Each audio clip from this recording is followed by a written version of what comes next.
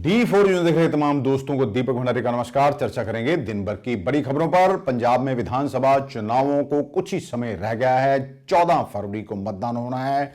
तमाम राजनीतिक पार्टियों के नेता पंजाब में अपनी सरकार बनाने के लिए तत्पर हैं। सबसे पहले हम बात करेंगे आम आदमी पार्टी के संयोजक और दिल्ली के मुख्यमंत्री अरविंद केजरीवाल की। अरविंद केजरीवाल ने पिछले साल जून महीने में घोषणा की थी कि आम आदमी पार्टी का पंजाब में मुख्यमंत्री पद का उम्मीदवार कोई सिख चेहरा ही होगा। और एक चीज पक्की है, आम आदमी पार्टी का पंजाब का सीएम फेस सिख समाज से होगा, क्योंकि हमें ये लगता है कि पूरी दुनिया के अंदर पंजाब ही एक ऐसा स्टेट है जिसका सीएम सिख समाज से है। हमारा ये मानना है कि ये सिख समाज का हक है और ये हक उनके पास ही रहेगा।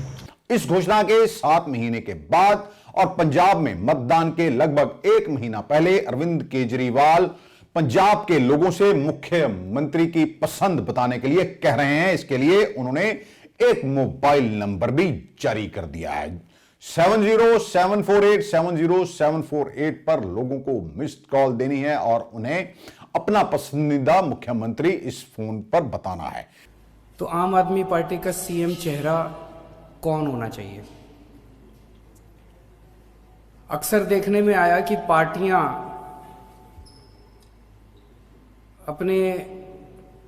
कोई अपने बेटे को बना देता है सीएम का चेहरा, सीएम कोई अपने बहू को बना देता है, कोई अपने घर वाले को बना देता है।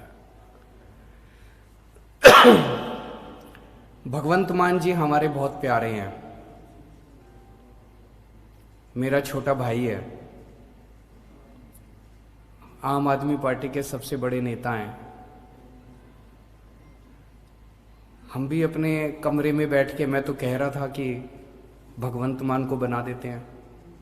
भगवंत ने कहा नहीं, जनता से पूछना चाहिए सर। भगवंत ने कहा कि जो जनता मेरे को जिम्मेदारी देगी वो जिम्मेदारी मैं पूरी करूंगा। ये बंद कमरे पे सीएम का चेहरा डिसाइड करने का ये सिलसिला बंद करना चाहिए। तो आज हम ये नंबर जारी कर रहे हैं 7074870748 70748 70748। पंजाब के लोगों से मेरी विनती है कि ये शायद भारत में पहली बार हो रहा है। 1947 के बाद इतने चुनाव हुए, आज तक किसी पार्टी ने जनता से नहीं पूछा कि हमारा सीएम चेहरा कौन होना चाहिए। पहली बार आम आदमी पार्टी जनता से पूछ रही है कि भाई अब सरकार बनने जा रही है, हम नहीं तय करेंगे, आप तय करो कि सीएम चेहरा कौन होना चाहिए। जिसको आप कहोगे हम उसको सीएम चेहरा बनाएंगे।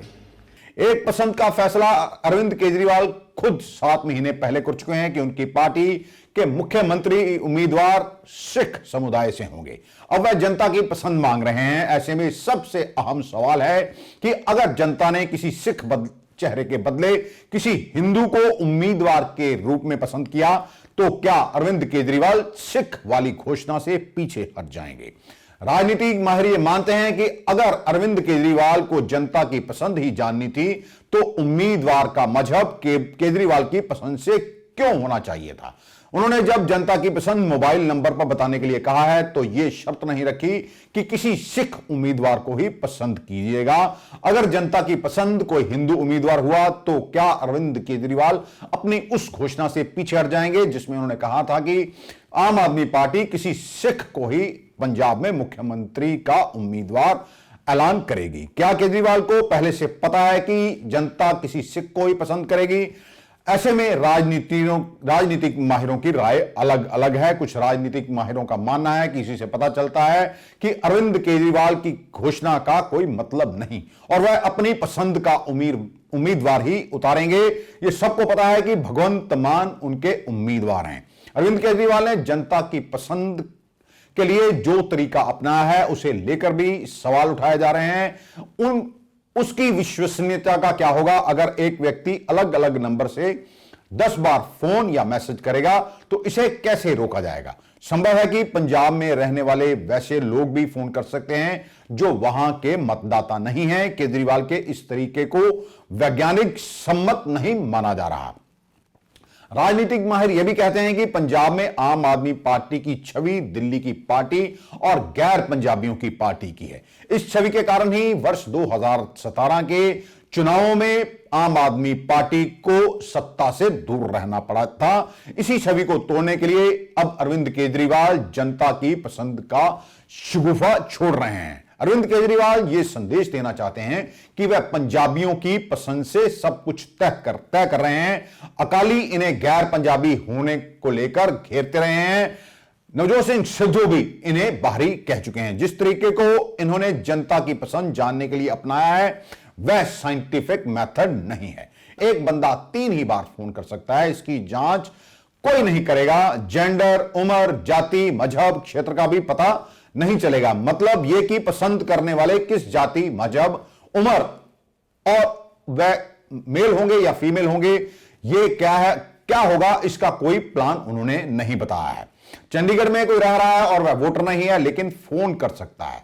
केजरीवाल बस छवि तोड़ने की कोशिश कर रहे हैं कि नॉन पंजाबी डिसाइड नहीं कर रहा है कि आखिरकार पंजाब का मुख्यमंत्री कौन होगा, और ना ही दिल्ली दरबार ये थोप रहा है कि पंजाब का मुख्यमंत्री कौन होगा अगर आम आदमी पार्टी की सरकार बनती है पंजाब में। तो 2017 में यह इंप्रेशन था कि आम आदमी पार्टी दिल्ली से चल रही है और गैर पंजाबी से चला रहे हैं। केजरीवाल इस छवि को तोड़ना चाहते हैं, शायद इसीलिए इनकी ओर से यह नया शिगुफा छोड़ा गया है। हम आपको यह भी बताएंगे कि भाजपा भी मिस्ड कॉल के आधार पर पार्टी सदस्य बनाती रही और कहती रही कि इतने करोड़ लोग भाजपा के सदस्य बन चुके हैं।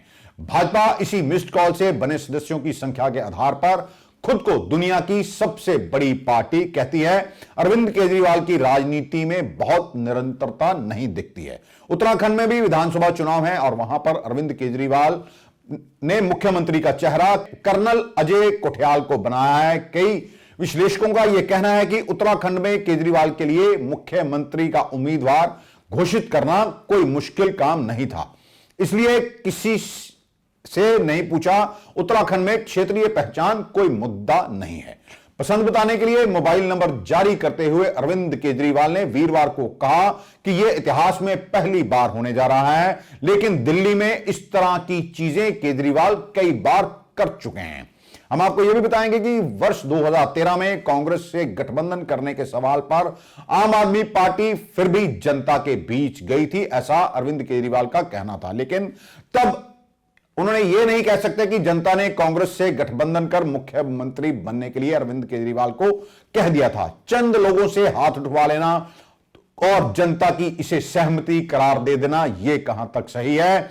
ये मोबाइल पर लोगों की पसंद पूछ रहे हैं, इस पर भला कौन विश्वास करेगा? अब तो आम आदमी पार्टी पर बात करने को लेकर क्या वो करेंगे क्या नहीं करेंगे, ये सारा कुछ दिल्ली से ही तय होता है। हम आपको अरविंद केजरीवाल की वह कस्में भी याद दिलाएंगे जो वह दिल्ली में वर्ष 2000 की विधानसभा चुनावों से पहले खाते थे कि किसी को बहुमत नहीं मिलने की स्थिति में वह ना तो कांग्रेस से और ना ही भाजपा से गठबंधन करेंगे। उन्होंने इसके लिए अपने बच्चों की भी कस्में खाई थी। अरविंद केजरीवाल ने कहा था, मैं अपने बच्चों की कसम खाता हूं, मैं ना तो भाजपा के साथ जाऊंगा और ना ही कांग्रेस के साथ, क्योंकि दिल्ली की जनता इन दोनों के खिलाफ आम आदमी पार्टी को वोट करेगी। भाजपा और कांग्रेस आपस में गठबंधन कर सरकार बना सकते हैं क्योंकि दोनों पर्दे के पीछे एक ही हैं, मैं सत्ता का भूखा नहीं हूं। हम लोग गठबंधन की सरकार नहीं बनाएंगे क्योंकि भाजपा और कांग्रेस के साथ रहकर हम भ्रष्टाचार खत्म नहीं कर सकते। गठबंधन सरकार बनाने से अच्छा है कि हम विपक्ष में बैठें। 2013 के दिल्ली विधानसभा चुनाव में किसी को बहुमत नहीं मिला, यह सब जानते हैं। आम आदमी पार्टी को 28, भाजपा को 31 और कांग्रेस को मात्र 8 सीटें मिली थी। आम आदमी पार्टी ने कांग्रेस से गठबंधन किया और अरविंद केजरीवाल मुख्यमंत्री बन गए कांग्रेस से समर्थन लेकर सरकार बनाने के सवाल पर तब अरविंद केजरीवाल ने कहा था कि वो दिल्ली की जनता से पूछेंगे। आम आदमी पार्टी ने तब कहा था कि दिल्ली की जनता के साथ 280 बैठकें तय की गई और पहले 2 दिनों में 128 बैठकें हुई। आम आदमी पार्टी ने यह भी कहा था कि इन 128 बैठकों में से 110 बैठकों में लोगों ने कांग्रेस के साथ मिलकर सरकार बनाने के लिए कहा है। आम आदमी पार्टी ने कांग्रेस के साथ गठबंधन करने के लिए बेहद अपारदर्शी तरीके को ढाल बनाया और 28 सीटों की बदौलत सरकार बना ली। अरविंद केजरीवाल दिल्ली विधानसभा क्षेत्रों में भी उम्मीदवारों के चयन को लेकर ऐसी ही बातें करते थे, लेकिन किसी को पता नहीं होता था कि कितने लोगों ने अपनी पसंद बताई थी। इसके बावजूद केजरीवाल घोषणा कर देते थे कि जनता की पसंद से उम्मीदवार का चयन किया गया है। और इस बार अगर हम पंजाब में जिन उम्मीदवारों को टिकटें अरविंद केजरीवाल की ओर से बांटी गई हैं, उनमें से बहुत सारे नेता ऐसे हैं, बहुत सारे चेहरे ऐसे हैं जो दूसरी पार्टियों को छोड़कर आम आदमी पार्टी में शामिल हुए हैं। यानी कि इनका भी एकमात्र मकसद है कि पंजाब में किस तरह सरकार बनाई जाए। अपने हर फैसले को जनता का फैसला बताना भारतीय राजनीति में कोई नई बात नहीं है, लेकिन अरविंद केजरीवाल पारदर्शिता का जामा इसे पहना देते थे। अब पंजाब में अगले महीने विधानसभा चुनावों के लिए मतदान है और अरविंद केजरीवाल की पार्टी को मजबूत दावेदार इसलिए माना जा रहा है क्योंकि पिछले कई सालों से पंजाब समस्याओं से घिरता जा रहा है और लगातार पंजाब पर 2 पार्टियों का राज रहा है। कभी कांग्रेस राज करती रही है पंजाब पर, तो कभी श्रोमणी अकाली दल का राज पंजाब पर रहा है। इसलिए लोग इस बार बदलाव चाहते हैं। वीरवार को अगर बात करें कि अरविंद केजरीवाल ने एक बार फिर से नया अपना पुराना दांव खेला है। पहले यह खबर आई थी कि वीरवार को आम आदमी पार्टी की ओर से पंजाब में मुख्यमंत्री का चेहरा ऐलाना जाएगा और इसके लिए खुद अरविंद केजरीवाल आ रहे हैं, लेकिन अरविंद केजरीवाल मीडिया के सामने आए और घोषणा कर दी कि पंजाब में मुख्यमंत्री का चेहरा पार्टी नहीं जनता तय करेगी। केजरीवाल ने इसके लिए मोबाइल नंबर भी जारी कर दिया था और उस पर SMS, व्हाट्सएप या फोन कर अपनी पसंद बताने को कहा था। कौन नहीं जानता कि आम आदमी पार्टी 1 मैन आर्मी बनकर रह गई है। अन्ना हजारे के आंदोलन से जन्म लेने वाली अरविंद केजरीवाल की आम आदमी पार्टी में अब अरविंद केजरीवाल 1 मैन आर्मी के तौर पर काम कर रहे हैं। तब इनके साथ जो लोग आए थे वह धीरे धीरे करके किनारा कर गए। मात्र वही इनके साथ रहे जिन्होंने अरविंद केजरीवाल की हां में हां मिलाई। पटियाला से सांसद बने थे, आम आदमी पार्टी की टिकट पर उन्होंने चुनाव लड़ा था। धर्मवीर गांधी डॉक्टर जिन्होंने आम आदमी पार्टी से किनारा कर लिया। इसके अलावा और भी बड़े नाम हैं जिनमें एडवोकेट HS फुल्का, एडवोकेट प्रशांत भूषण, पंजाब में गुरप्रीत घुग्गी, दिल्ली में इनके खासम खास रह चुके कवि हैं कुमार विश्वास, और भी कई नाम हैं जो धीरे धीरे अरविंद केजरीवाल को छोड़कर चले गए क्योंकि अरविंद केजरीवाल बहुत अधिक महत्वाकांक्षी हैं, ऐसा कहा जाता है। आम आदमी पार्टी पर यह भी आरोप लगे कि उन्होंने पैसे लेकर टिकट बांटे। हालांकि अरविंद केजरीवाल ने इन आरोपों को सिरे से नकार दिया था। सबसे ईमानदार पार्टी कोई है तो वो आम आदमी पार्टी है। हमारे यहाँ टिकटें न बेची जाती हैं न खरीदी जाती हैं। एक भी टिकट बेची नहीं गई है। अगर आप साबित कर दें, कोई साबित कर दे, सबूत देके कोई साबित कर दे कि फलाने फलाने आदमी ने टिकट बेची और फलाने फलाने आदमी ने टिकट खरीदी, 24 घंटे के अंदर दोनों को मैं पार्टी से निकाल दूंगा। और केवल पार्टी से नहीं निकालूंगा, मैं कुछ भी बर्दाश्त कर सकता हूं, भ्रष्टाचार में बर्दाश्त नहीं कर सकता। अगर ये साबित हुआ, उन दोनों को जहन्नुम तक मैं पीछा करूंगा उन दोनों का। उनको छोड़ने वाला नहीं है, जेल भिजवा के रहूंगा अगर किसी ने टिकट बेची और किसी ने टिकट खरीदी तो। लेकिन पैसे के बिना राजनीति करना लगभग असंभव है। पैसा कहां से आता है? दिल्ली छोड़कर ये पंजाब में बैठे हुए हैं। आखिरकार फंडिंग कहां से हो रही है, कौन नहीं जानता। इस बार NRI विंग ने भी पंजाब विधानसभा चुनावों से दूरी बना ली है क्योंकि शायद उन्हें यह आभास हो गया है कि हर कोई अपने फायदे के लिए राजनीति में आ रहा है, उसे जनता की परेशानियों से कोई सरोकार नहीं है। पंजाब विधानसभा चुनावों के लिए कांग्रेस की ओर से भी कई सीटों पर सहमति बन गई है। इसी को लेकर एक लिस्ट भी, कैंडिडेट की लिस्ट भी सोशल मीडिया पर वायरल हो रही है, लेकिन फिलहाल इसकी आधिकारिक तौर पर पुष्टि नहीं की गई है। ऐसा कहा जा रहा है कि शुक्रवार को कांग्रेस की अध्यक्ष सोनिया गांधी के सामने ही मुख्यमंत्री चरणजीत सिंह चन्नी, पंजाब के अध्यक्ष नवजोत सिंह सिद्धू और कैंपेन कमेटी के चेयरमैन सुनील जाखड़ उलझ गए। बात टिकट देने से लेकर अब मुख्यमंत्री चेहरा घोषित करने की मांग तक पहुंच गई है। कांग्रेस हाईकमान मुख्यमंत्री चरणजीत सिंह चन्नी, नवजोत सिंह सिद्धू और जाखड़ के चेहरे पर चुनाव लड़ना चाहता है, लेकिन पंजाब में कांग्रेस में मचे घमासान को देखते हुए किसी एक की घोषणा की मांग उठ रही है। सिद्धू और चन्नी इस पक्ष में ज्यादा हैं। इससे पहले वीरवार को देर रात भी केंद्रीय चुनाव कमेटी की मीटिंग में ये तीनों आपस में उलझ गए थे। ऐसी सूचनाएं सोशल मीडिया पर और पार्टी से जुड़े सूत्रों पर भी आ रही हैं। श्रोमणी अकाली दल बादल कोरोना फैलने से रोकने के लिए चुनाव आयोग की रैलियों पर पाबंदी लगाने के खिलाफ है। अकाली दल ने चुनाव आयोग को चिट्ठी लिखकर पाबंदी हटाने को कहा है। अकाली दल का तर्क है कि डिजिटल माध्यम से गरीब, बुजुर्ग और मोबाइल नेटवर्क विहीन इलाकों में प्रचार नहीं किया जा सकता। बड़ी रैलियों पर बैन लगे, लेकिन नुक्कड़ सभाओं पर लगा बैन तुरंत हटाया जाना चाहिए।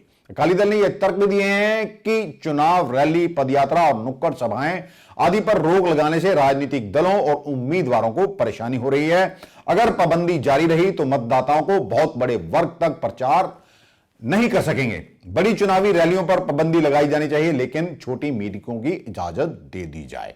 अकाली दल ने यह भी कहा कि पंजाब में चुनाव लड़ रही कई पार्टियों की पंजाब, दिल्ली और केंद्र में सरकार है। वे अपने राजनीतिक हितों के लिए सरकारी फंड का मिसयूज कर रहे हैं। उदाहरण के तौर पर आम आदमी पार्टी की दिल्ली में सरकार है। वे अपनी पेड न्यूज के तौर पर टीवी में डेवलपमेंट स्टोरी दिखा रहे हैं। डेरा सच्चा सौदा के प्रमुख राम रहीम के जेल जाने के बाद 14 फरवरी को पंजाब में पहला विधानसभा चुनाव हो रहा है। इन चुनावों में जीत के लिए हर राजनीतिक पार्टी दल ने डेरे की दौड़ लगानी शुरू कर दी है। 9 जनवरी को कांग्रेस, भाजपा, आम आदमी पार्टी के कई नेता बठिंडा स्थित डेरे की सबसे बड़ी शाखा सलाबतपुर में अपनी हाजिरी लगवा चुके हैं। इस बार राम रहीम जेल से ही अपना फैसला डेरा पॉलिटिकल विंग को भेजेंगे, जो इसे डेरा प्रेमियों तक पहुंचाएगी। पंजाब के 23 जिलों में 300 बड़े डेरे हैं, जिनका सीधा दखल प्रदेश की राजनीति में है। ये डेरे प्रदेश के मालवा, माझा, दोआबा क्षेत्र में अपना वर्चस्व रखते हैं। पड़ोसी राज्य हरियाणा के सिरसा जिले में भी स्थित डेरा सच्चा सौदा का पंजाब के मालवा रीजन की करीब 69 सीटों पर खासा प्रभाव है। ऐसा माना जा रहा है कि राम रहीम के इशारे पर इससे पहले डेरा प्रेमियों ने 2 लोकसभा चुनावों, दिल्ली विधानसभा चुनाव, हरियाणा के 2 विधानसभा चुनावों में दलों को समर्थन दिया था। विधानसभा चुनाव सर पर हैं और पंजाब को दहलाने की साजिशें रची जा रही हैं। अटारी सीमा से 1.5 किलोमीटर की दूरी पर धनोआ कलां से पंजाब पुलिस की स्पेशल टास्क फोर्स ने सर्च अभियान चलाया था। इस दौरान 5 किलोग्राम RDX बरामद किया गया है। यह भी सूचना है कि यह सामग्री चुनाव के दौरान पंजाब को दहलाने के लिए प्रयोग की जानी थी। स्पेशल टास्क फोर्स को इस सामग्री के पंजाब आने की सूचना मिली थी। इसके बाद सर्च ऑपरेशन चलाकर कार्रवाई की गई। पंजाब के गुरदासपुर से भी पुलिस ने वीरवार को 2.5 किलो RDX और गोला बारूद बरामद किया था। बीते दिनों पठानकोट में ग्रेनेड फेंके जाने की घटनाओं के बाद पकड़े गए आतंकवादी अमनदीप कुमार उर्फ मंत्री की निशानदेही पर इसे बरामद किया गया था। यह खेप इंटरनेशनल सिख यूथ फेडरेशन के प्रमुख लखबीर सिंह रोडे ने यूके में बैठे अपने साथियों के कहने पर अमनदीप कुमार को पहुंचाई थी। उत्तर प्रदेश में कांग्रेस पर आरोप लगा है कि पैसे लेकर टिकटें बांटी जा रही हैं। आपको बता दें कि कांग्रेस की महासचिव प्रियंका गांधी के लड़की हूं, लड़ सकती हूं कैंपेन पोस्टर के कतार में सबसे आगे खड़ी महिला टिकट की रेस में पीछे छूट गई है। कांग्रेस के शक्ति विधान महिला घोषणा पत्र की poster girl doctor Priyanka Maurya ने आरोप लगाया है कि घूस ना दे पाने की वजह से लखनऊ की सरोजनी नगर विधानसभा सीट से उनका टिकट काटकर किसी दूसरे को दे दिया गया। उन्होंने कहा कि घूस की रकम किसी और ने नहीं बल्कि प्रियंका गांधी के सचिव की ओर से मांगी गई थी। कांग्रेस के प्रदेश अध्यक्ष नवजोत सिंह सिद्धू ने एक बार फिर अपने तेवर तलख कर लिए हैं। सिद्धू ने गर्म लहजे में कहा कि या तो सिस्टम रहेगा या फिर मैं। उन्होंने सोशल मीडिया पर लिखा कि ऐसी व्यवस्था जो बेअदबी के दोषियों और नशा बेचने वाले बड़े मगरमच्छों को सजा ना दिलवा पाए, उसे जड़ से खत्म करना जरूरी है। मैं साफ कर देना चाहता हूं, या तो सिद्धू रहेगा या फिर नेता माफिया नेक्सस वाला सिस्टम। सिद्धू ये भी बोले कि मैं किसी पद के लिए ललायत नहीं। कांग्रेस के प्रदेश अध्यक्ष सिद्धू नवजोत सिंह पहले भी कई बार इस तरह की बातें करके कांग्रेस पर ही सवाल उठा चुके हैं। उन्होंने ये कहा कि मेरी लड़ाई सिस्टम में सुधार करने की है। मैं देख रहा हूं कि नेता माफिया नेक्सस दीमक की तरह पंजाब को चाट रहा है, मैं ये बर्दाश्त करने वाला नहीं। यह बयान नवजोत सिंह सिद्धू की अपनी ही पार्टी से नाराजगी के रूप में देखा जा रहा है, क्योंकि हाल ही में कांग्रेस के चुनाव मैनिफेस्टो से पहले उन्होंने राजधानी चंडीगढ़ में अपना पंजाब मॉडल लॉन्च कर दिया था। खास बात यह थी कि नवजोत सिंह सिद्धू पंजाब मॉडल वाले इस पोस्टर से मुख्यमंत्री चरणजीत सिंह की फोटो गायब रही। सिर्फ सोनिया गांधी, राहुल गांधी और प्रियंका गांधी इसमें नजर आए।